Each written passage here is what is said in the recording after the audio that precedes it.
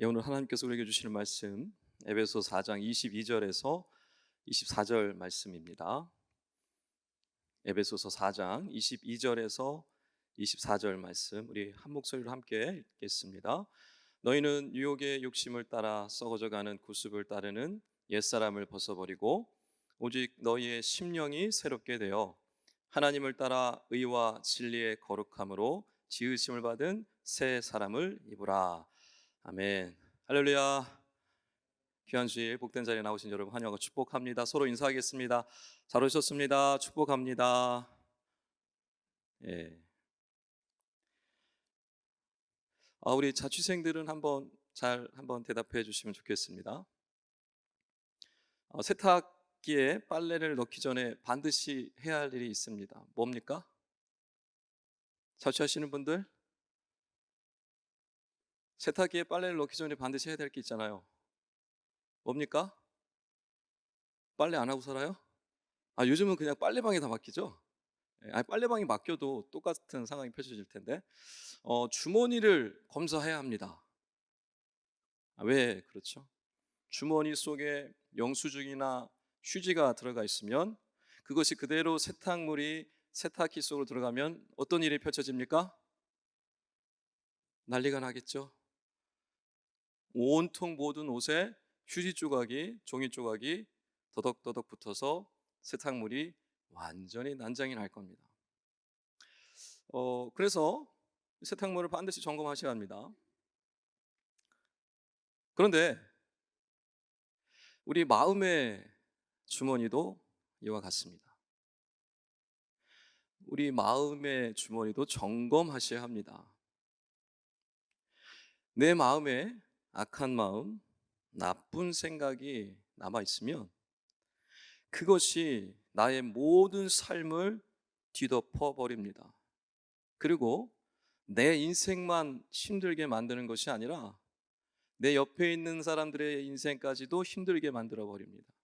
그래서 여러분 마음의 주머니를 점검하셔야 합니다. 내 마음의 주머니 안에 나쁜 생각과 좋지 못한 생각들을 어떻게 비워낼 수 있을까요? 열심히 고행을 한다고 내 몸과 내 육체를 막 학대한다고 없어질까요? 산속에 혼자 들어와서 동굴 속에 살면 없어질까요? 없어지지 않습니다.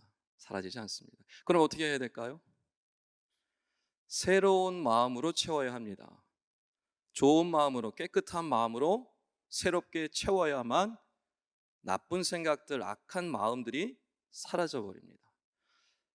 그것을 시인이 아주 잘 고백했는데요. 시편 51편 10절 말씀을 제가 읽어 드리겠습니다. 하나님이여 내 속에 정한 마음을 창조하시고 내 안에 정직한 영을 새롭게 하소서. 아멘. 여기서 정한 마음이라는 것은 깨끗한 마음이라는 뜻입니다. 즉 하나님께 깨끗한 마음을 달라고, 창조해 달라고, 내 마음을 새롭게 해달라라고 기도할 때 이 마음이 내 안에 차오르게 되는 것입니다. 여러분 이것은 내 의지로 되지 않습니다. 내 힘으로 되지 않습니다. 그래서 하나님께 기도하고 간구해야 하는 것입니다. 사진을 하나 띄워주십시오. 루터의 사진을 좀 같이 보겠는데 맨 왼쪽이 젊은 루터, 가운데가 늙은 루터, 맨 오른쪽이 사망하신 루터이십니다. 인상이 그렇게 썩 좋아 보이진 않죠? 루터가 좀 울그락불그락 굉장히 조금 무섭게 생기긴 했는데 엄청난 일을 이루었던 종교 개혁가입니다. 그 다음 왼쪽은 루터라는 실제 영화입니다. 굉장히 고증을 잘했던 영화로 기억이 되어지고요. 여러분 기회가 되면 나중에 꼭 루터라는 영화를 한번 보시면 좋을 것 같습니다. 루터의 영화 장면이고 오른쪽은 95개조 방반문이라는 그 논제를 붙였던 문 그 자리입니다. 그 앞에 저는 옛날 시절에 아직 어둠에서 벗어나지 못했던 표정을 보면 그늘이 있습니다. 여러분 루터는 95개조 방반문을 이제 내걸게 되는데요. 그러면서 우리 개혁합시다 라고 하지 않았습니다. 그저 그 당시에 카톨릭에서 행했던 여러 가지 일들을 놓고 정말 성경 말씀에서 그렇게 말씀하는가? 우리 한번 만나서 얘기 좀 해봅시다. 라고 시작된 겁니다. 근데 루터가 정한 시간과 날짜에 가톨릭 사제들이 아무도 나타나지 않았어요. 아무런 사람도 나타나지 않았어요. 그런데 그가 붙였던 95개조의 논제는 카톨릭에게 들어가게 되죠. 카톨릭은 그 내용들을 보고 발칵 뒤집힙니다. 그때부터 루터를 원수로 여기고 잡아 죽이려고 하죠. 그래서 결국에는 루터는 카톨릭 사제, 이 수도승이었지만 박탈당하게 됩니다. 여러분 올해가 혹시 종교개혁 몇 주년인지 혹시 아십니까? 아시는 분? 제가 선물 드리겠습니다. 1517년 10월 31일 루터가 95개조 방방만을 붙였던 날입니다. 그날을 종교개혁일이라고 선포를 한 거죠. 그럼 1517년에서부터 지금 몇 년이 지났습니까? 507년이 지났죠. 지원이 암산이 엄청 빠르네요. 지금 종교개혁 주 507주년이 이제 지났습니다. 여러분 우리가 오늘 함께 나눌 말씀은 개혁이라는 우리 말씀을 좀 나누고자 하는데요. 개혁이라는 원래 뜻은 잘못된 것을 새롭게 하다라는 뜻입니다. 그러니까 카톨릭의 잘못된 것을 거부하고 교회를 새롭게 하기 위해서 세우게 되는데 그 교회를 우리는 개혁교회라고 얘기를 합니다. 그걸 줄여서 개신교라고도 하죠. 성락성결교회는 무슨 교회일까요? 카톨릭 교회가 아닙니다. 정교회가 아닙니다. 개혁교회, 개신교입니다. 개혁된 교회, 개혁교회입니다. 그렇다면 우리 95개조 방방문을 내걸었던 루터는 도대체 무엇을 말하고 싶었던 걸까요? 여러분 적어도 개혁교회를 다니고 있는 성도라면 이 루터의 마음은 좀 알 수 있어야 합니다. 종교개혁의 후손들이라고 할 수 있는 개혁교회 성도들이 이 종교개혁가의 마음을 모른다면 말이 되지 않겠죠. 루터는 어떤 마음으로 95개조 방방문을 이 교회 문 앞에 걸었던 걸까요? 이 종교개혁이 어떻게 시작되어지는지를 보려면 이 그의 95개조 논제 중에서 다 볼 필요 없습니다. 앞에 몇 개만 보면 바로 알 수가 있어요. 무슨 얘기를 하는지. 우리 한 3개를 한번 볼 텐데 첫 번째 항을 한번 띄워 주십시오. 예. 첫 번째 항목을 한번 다 같이 한번 읽어볼까요? 보이십니까? 네, 다 같이 한번 읽어볼게요. 우리 시작.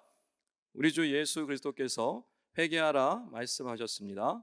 이 뜻은 신자의 모든 삶이 돌아서는 것입니다. 네, 첫 번째 항목입니다.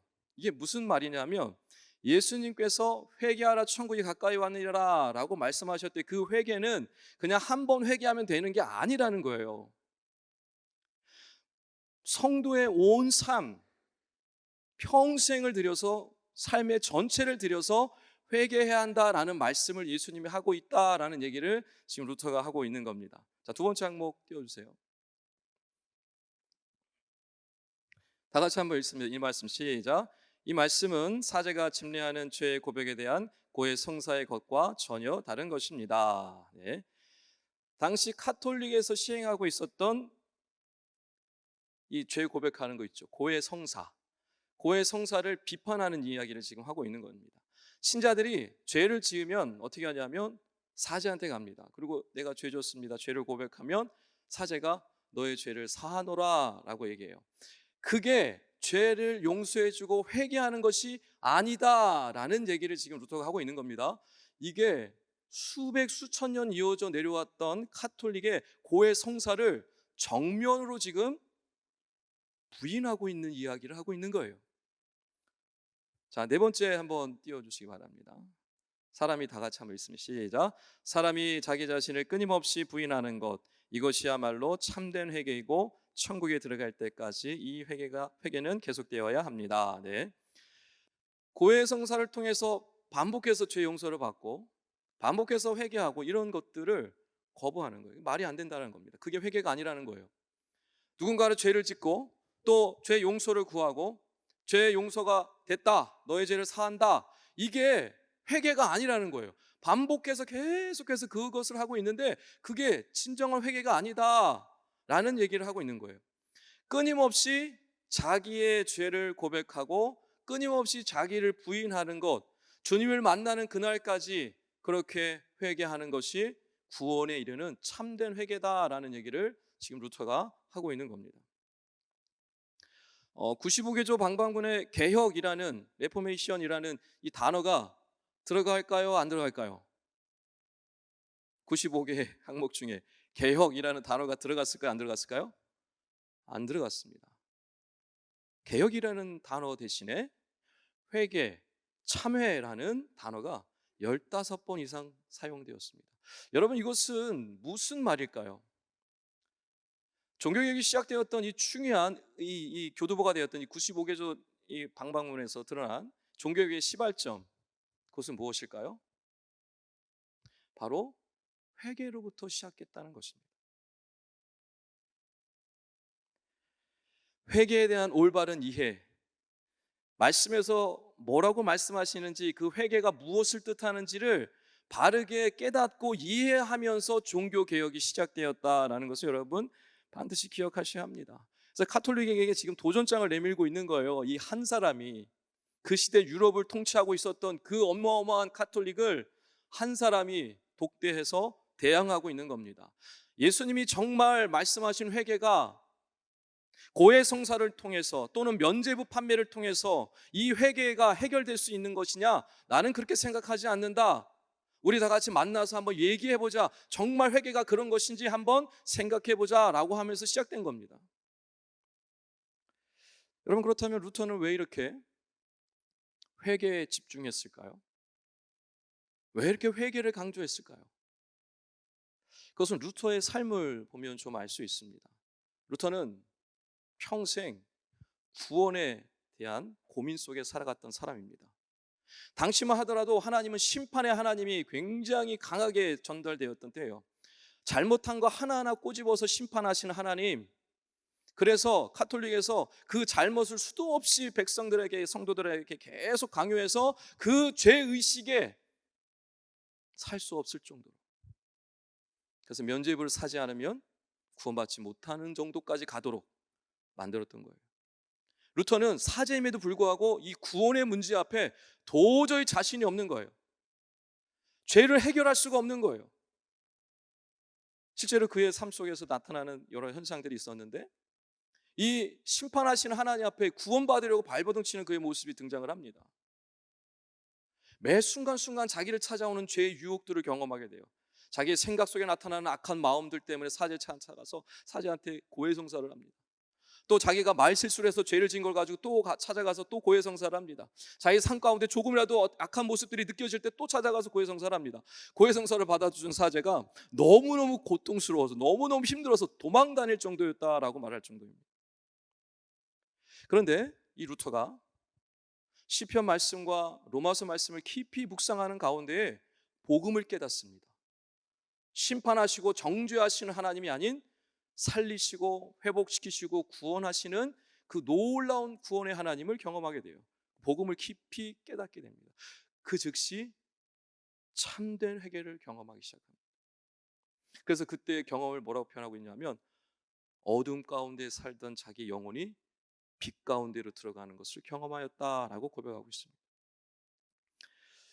하이델베르그 요리문답이라는 것이 있습니다. 88문의 질문이 뭐냐면, 사람의 진정한 회개는 무엇입니까? 라는 질문입니다. 여러분, 진정한 회개, 우리에게 진짜 바른 회개는 뭘까요? 그 질문을 던지고 있는 거예요. 그 답이 이렇습니다. 옛사람이 죽고 새 사람으로 사는 것이 회개입니다 라고 이야기하고 있어요.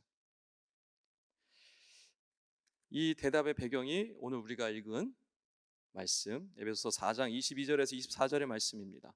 옛사람을 벗어버리고 새 사람으로 입어라. 유튜브나 인터넷 방송을 통해서 여러 메시지들, 설교를 들었던 분들은 아마 아실 겁니다. 여러분, 요즘 유튜브나 방송을 통해서 들으실 때 회개를 주제로 하는 설교를 좀 들어보셨습니까? 회개해라. 저도 가끔씩 찾아보는데 회개를 주제로 말씀을 전하시는 목회자들을 거의 본 적이 없습니다. 여러분, 왜 그럴까요? 왜 이 시대의 강대상에서 회개를 선포하는, 회개에 대한 이야기를 하는 이 메시지들이 사라져가고 있을까요? 왜 그럴까요? 성도들이 별로 좋아하지 않기 때문입니다. 강대상에서 회개하라라는 메시지가 선포되면 어떤 반응들이 나타날까요? 당신이나 잘하세요. 내가 왜 회개해야 합니까? 너나 잘하세요. 내가 뭐 큰 죄를 지었어야지 회개하죠. 이렇게 부정적인 반응들이 대부분입니다. 왜 그럴까요? 회개에 대한 분명한 이해를 하고 있지 못하기 때문에 그렇습니다. 대표기도 하시는 분들 중에, 여러분 아닙니다. 예전에 제가 사역했던 곳을 얘기하는 겁니다. 대표기도 하시는 분들 중에 똑같은 회개 기도를 하시는 분이 계셨어요. 근데 그분의 삶을 보면 여전히 회개하지만 죄의 삶을 살아갑니다. 또 주일날 와서 회개 기도를 하고 또 반복되어지는 죄악된 삶을 살아갑니다. 그게 계속 반복되는 모습들이 있습니다. 여러분, 그런 분들이 꽤 많습니다. 또 회개하십시오라고 얘기하면 열심히 회개 기도하면서 눈물로 기도하시는 분들이 있어요. 여러분, 물론 진짜 그 중에 회개하시는 분들도 계세요. 그래서 대부분은 이런 생각을 합니다. 이렇게 기도합니다. 주님, 용서해 주세요. 제가 이러이러한 죄를 지었습니다. 주님, 저 회개합니다. 제가 그동안 하나님을 너무 멀리 떠나서 살았습니다. 죄악 가운데 살았습니다. 용서해 주세요. 그러면서 막 울어요. 한참 울고 나서 좀 시간이 지나서 좀 어떤 마음이 들까요? 뭔가 좀 시원한 마음이 들어요. 울고 난 다음에 그동안 있었던 내 마음 한켠에 죄책감이 좀 덜어진 것 같은 느낌이 들어요. 아, 기도하다 보니까 주님이 나를 용서하신 것 같은 느낌이 들기도 해요. 그래서 막 기분이 좋아져요. 여러분, 이게 회개일까요? 많은 사람들이 회개 기도를 회개했다라고 생각을 합니다. 눈물로 회개하고 기도하면 하나님께서 내 죄를 다 용서해 주시겠지라는 마음으로 회개 기도하고 나면 난 이제 회개했다라고 생각하는 겁니다. 여러분, 이것은 마치 무엇과 같습니까? 고해성사와 똑같습니다. 죄를 짓고 또 회개하고 용서를 구하고 그런 다음에 스스로 난 이제 회개했어 라는 것입니다. 로마 카톨릭이 강조하고 있었던 이 고해성사와 다를 바가 하나도 없는 거예요. 그리고 삶은 전혀 변화되지 않습니다. 반복되어지는 죄악된 삶을 살아갑니다. 여러분, 이게 회개일까요? 회개는 이런 것이 아닙니다. 회개는 한순간에 이루어지는 게 결코 아닙니다. 루터가 얘기했듯이요, 한 번 회개하고 된다는 게 아니에요. 회개는요, 지속적인 겁니다. 회개는 계속해서 일어날 수밖에 없는 겁니다. 눈물 조금 흘렸다고 해서 끝난 것이 결코 아닙니다. 오늘 말씀처럼 옛사람이 죽고 새 사람으로 사는 것, 그것이 참된 회개입니다. 주님을 만나는 그날까지, 천국에 들어가는 그날까지 계속해서 이루어져야 할 것이 바로 회개인 것이에요. 여러분, 그렇다면 옛사람이 죽는다는 것은 무슨 뜻일까요? 오늘 말씀 22절에 잘 말씀해 주고 있습니다. 너희는 유혹의 욕심을 따라 썩어져가는 구습을 따르는 옛사람을 벗어버리고, 옛사람이라는 특징이 분명히 잘 나오고 있죠. 옛사람은요, 유혹을 따라 살아가는 사람입니다. 옛날의 습관대로 계속 관성이 붙은 그대로 옛날 습관대로 살아가는 사람을 옛사람이라고 얘기하고 있는 겁니다. 한마디로 자기가 하고 싶은 대로, 자기의 욕망과 욕심대로 살아가는 사람을 옛사람이다라고 이야기하고 있는 것입니다. 하나님과 상관없이 살아가는 것을 얘기하죠. 여러분, 요즘 동네 세미도 성경 말씀 묵상을 하고 계신 분들은 아마 이 내용을 아실 텐데, 다윗이 밧세바를 취하고 하나님 앞에 심판의 메시지를 받게 됩니다. 그 전까지 하나님과의 관계가 너무나 좋았던 다윗이 이 유혹에 넘어가서 죄에 빠지게 되죠. 그리고 이 하나님의 메시지를 들은 후에 영적인 죽음을 경험하게 됩니다. 처절하게. 그게 시편 51편에 아주 잘 기록되어 있습니다. 다윗이 어떠한 고백을 하는지 한번 보겠습니다. 시편 51편 11절에서 12절 말씀을 제가 읽어드립니다. 나를 주 앞에서 쫓아내지 마시며 주의 성령을 내게서 거두지 마소서. 주의 구원의 즐거움을 내게 회복시켜 주시고 자원하는 심령을 주사 나를 붙드소서. 아멘. 여러분, 지금 다윗은 그 말대로 죽은 거예요. 영적으로 죽는 경험을 한 겁니다. 하나님으로부터 내쫓김 당하는 경험을 한 거예요. 성령이 나를 떠나는 엄청난 이 고통을 경험하게 된 거예요. 구원의 기쁨을 잃어버리는 엄청난 아픔 가운데 떨어지게 된 겁니다. 죽은 거예요. 영적으로 죽은 거예요. 그 죄악에 빠지자 하나님으로부터 완전히 멀어지게 된 거예요. 이 고통, 이 어마어마한 죽은 것 같은 이 슬픔을 다윗이 맛보게 됩니다. 그런데 여기서 끝나지 않고 다윗이 다시 살아납니다. 어떻게 살아났을까요? 스스로 살아났을까요? 절대 그렇지 않습니다. 그 다음 시편 51편 14절에 이렇게 고백하고 있습니다. 하나님이여, 나의 구원의 하나님이여, 피 흘린 죄에서 나를 건지소서. 내 혀가 주의 의를 높이 노래하리이다. 아멘.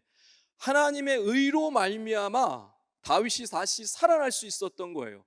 자기 의가 아닙니다. 자기의 노력이 아니에요. 자기의 열심이 아닙니다. 오직 하나님의 의로 다시 새롭게 살아날 수 있었던 거예요. 그럼 하나님의 의가 뭐예요? 다윗이 잘못한 것을, 그 죄를 심판하시는 겁니다. 그 죄값을 치르게 하시는 것입니다. 그 집안에 칼이 떠나지 않게 하셨습니다. 그 집안에 재앙이 떠나지 않게 하셨습니다. 그게 바로 하나님의 의입니다. 그러나 그 하나님의 의로 말미암아 다윗은 어떻게 된 거예요? 살아나기 시작을 했습니다. 그게 하나님의 의입니다. 오늘 24절 말씀이 바로 그 말씀을 설명해 주고 있습니다. 하나님을 따라 의와 진리와 진리의 거룩함으로 지으심을 받은 새 사람을 입으라. 여러분, 우리의 옛사람이 죽고 우리가 새 사람으로 살 수 있는 방법은 오직 한 가지밖에 없어요. 하나님의 의를 의지하는 방법밖에 없습니다. 우리의 능력, 우리의 생각, 우리의 방법, 어떤 그 방법으로도 우리는 옛사람을 죽이고 새 사람으로 살아갈 수가 없어요. 오직 하나님의 의를 붙들어야지만이 우리는 살 수 있습니다. 하나님의 의가 뭘까요? 하나님의 사랑과 공의입니다. 그게 하나님의 의입니다. 하나님 우리를 어떻게 사랑하셨습니까? 하나님 우리를 어떻게 사랑하셨어요? 자기의 독생자 예수 그리스도를 십자가에 못 박기까지 우리를 사랑하신 거예요.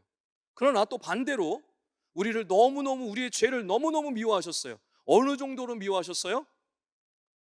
우리의 죄를 심판하셔야 돼요. 그 심판의 대상을 우리가 아니라 자기의 독생자 예수 그리스도를 십자가에 못 박으심으로 하나님의 의를, 하나님의 공의를 드러내신 거예요. 그래서 십자가는 하나님의 사랑과 하나님의 공의가 함께 있는 곳이에요. 그 십자가를 바라보는 사람, 그 십자가를 의지하며 살아가는 사람이 옛사람은 죽고 새 사람으로 살아가게 되는 겁니다. 그게 회개이고 참된 회개입니다. 그게 우리를 구원으로 인도하는 회개인 것입니다.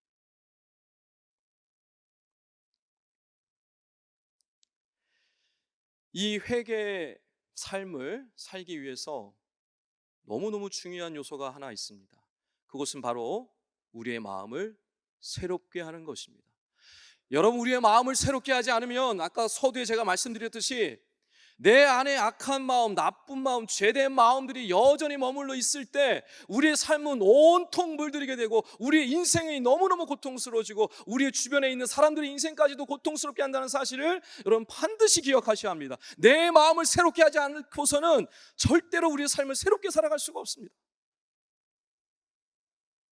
내 마음을, 내 심령을 새롭게 해야 합니다. 어떻게 새롭게 할 수 있을까요? 오늘 23절 말씀에 오직 너희의 심령이 새롭게 되어 라고 말씀하고 있습니다. 우리의 심령이 날마다 새롭게 되어야 돼요. 어떻게 해요? 어떻게 우리의 심령이 새롭게 되어질 수 있겠습니까? 여러분, 내가 노력한다고 될까요? 내가 열심히 뭔가를 한다고 될까요? 안 됩니다. 어떻게 우리의 심령을 새롭게, 우리의 마음을 새롭게 할 수가 있을까요? 날마다 날마다 그것도. 예수님께서 우리에게 주기도문을 가르쳐 주셨죠. 매일매일 매 순간 기도하라고 말씀해 주신 거예요. 예수님이 날마다 기도하셨던 것이 주기도문입니다. 우리가 예배 시간에 그냥 한번 암송하거나 평소에 생각날 때마다 암송해야 될 게 아니라 매일 매 순간 이렇게 기도하라고 가르쳐 주신 게 주기도문이에요. 그 주기도문 중에 우리를 시험에 들게 하지 마시옵고 죄악에서 악에서 건져 주시옵소서라는 그 기도를 날마다 하라고 하신 이유가 무엇입니까? 죄의 유혹은 그만큼 강력하기 때문에 그래요. 그 죄는 우리를 절대로 내버려 두지 않기 때문에 그런 거예요. 우는 사자와 같이 우리를 삼킬 자를 찾아 헤매는 그 우는 사자와 같이 강력하기 때문에 그런 거예요. 그래서 날마다 기도하라고 하신 거예요. 여러분 기도하고 계십니까?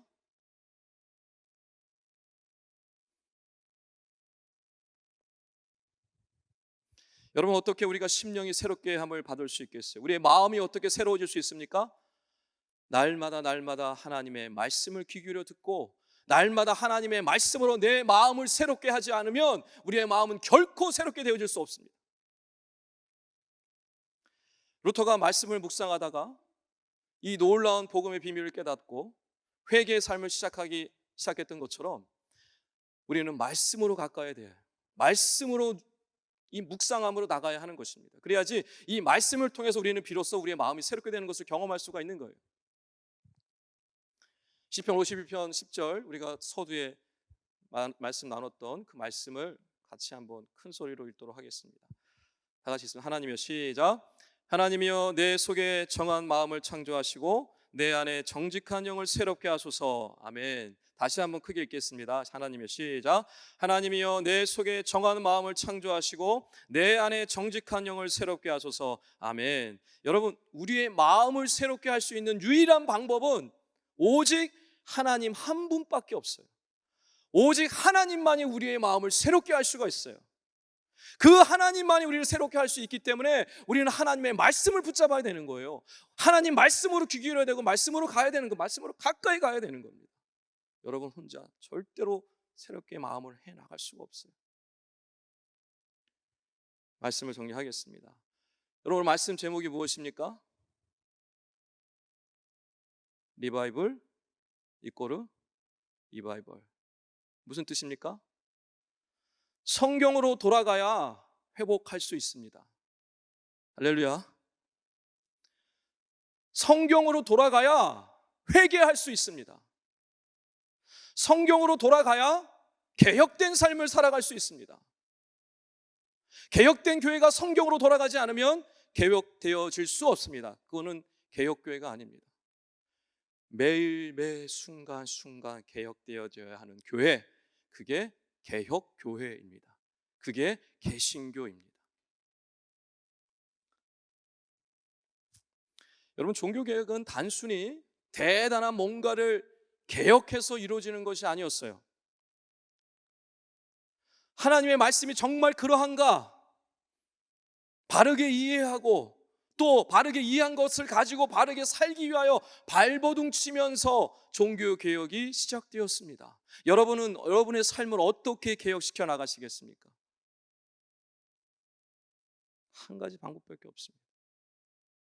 말씀을 묵상하고 바르게 해석하고 해석한 걸 가지고 살기 위하여 애쓸 때 여러분의 삶은 놀랍게 회복되어지고 개혁되어져 가게 될 겁니다. 오늘 우리는 말씀을 통해서 회개는 옛사람이 죽고 새 사람으로 사는 것이다 라고 우리가 배웠습니다. 그저 잠시 회개했다고 회개기도 했다고 눈물 흘렸다고 회개가 아니라는 거 여러분 잘 기억하셨으면 좋겠습니다. 회개는요 삶으로 이어져야 하는 겁니다. 자기를 날마다 부인해야 하고요, 그리스도의 십자가를 바라봐야 하고요, 하나님의 의, 그의 사랑과 그의 공의를 붙잡아야지만이 온전한 회개의 삶을 살아갈 수가 있습니다. 바라옵기는 다시 말씀으로 돌아가셔서 심령이 새롭게 되시는 은혜를 누리시고 또 참된 회개를 통해서 여러분의 삶을 회복시켜 나가시고 개혁되어지는 삶을 살아가셔서 주님이 기뻐하시는 아름다운 하나님 나라의 백성으로 살아가시는 우리 신구 청년부 여러분 다 되시기를 주님으로 축원합니다.